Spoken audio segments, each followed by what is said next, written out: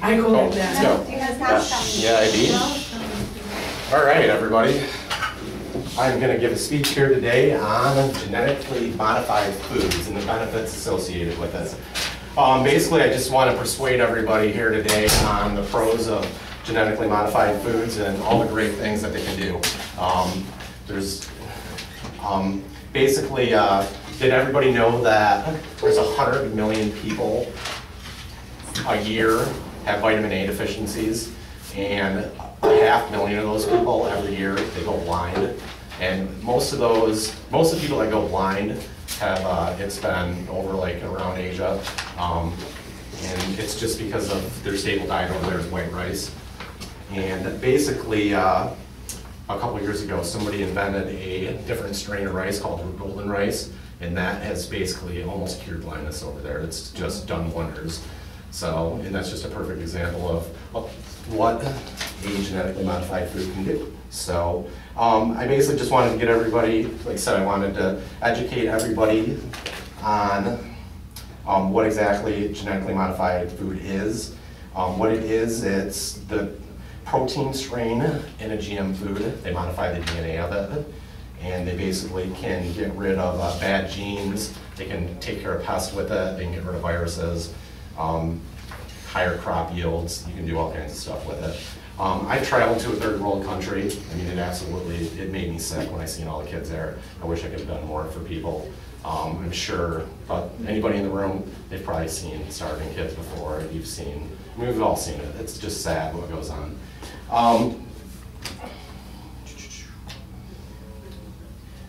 One of the big benefits of genetically modified food is the crop production yields.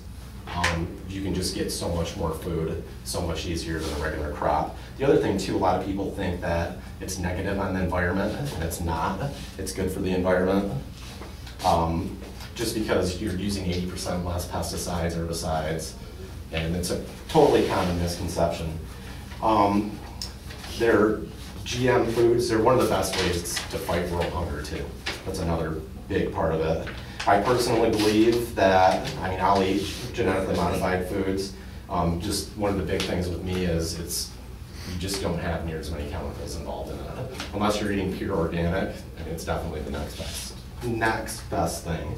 And the National Academy of Sciences, they definitely, 2017, they agree as well. The other thing too, I personally don't think they cause cancer. There's no scientific research on this whatsoever. GM crop production, it's a benefit to the environment just because of all the pesticides and herbicides. And if you look at like China, since they've started using GM foods, they've reduced their use by 80%, and the cancer rates have drastically dropped around the regions where they do that at. A great example of genetically modified foods for virus use, there's the Hawaiian papaya. It almost went extinct, and because of a ringworm virus there. What they were able to do is they took part of the ringworm virus sequence and they embedded it in the DNA of the papaya there, and ever since then it's thrived and it's been a great crop there. As far as yields go, you just can increase the yield tenfold with the GM food. The other thing too, if you got a tomato, do you want a small little tomato or do you want a big, fat, juicy, plump tomato? I'd definitely go with that. If you look at other things, strawberries is the same way. You can make big, fat, juicy, delicious strawberries that are healthy too. Watermelons, do you want a big seedless watermelon or do you want a small watermelon filled with seeds? Grapes are another perfect example. Seedless, I'll definitely go with seedless grapes all day long. In the past, farmers used they used to take hundreds of years to basically breed the best possible clone of a plant, and they could get rid of. You could clone a plant for the good traits, but it just took forever. Now we can do it super fast with the technology we have. Like I said, golden rice was a perfect example of what we can do for world hunger. In Africa, it's really sad because there's a strong European influence there. And the Europeans, they don't believe in genetically modified foods. So there's just tons of starving people in Africa, and there's just no reason for it.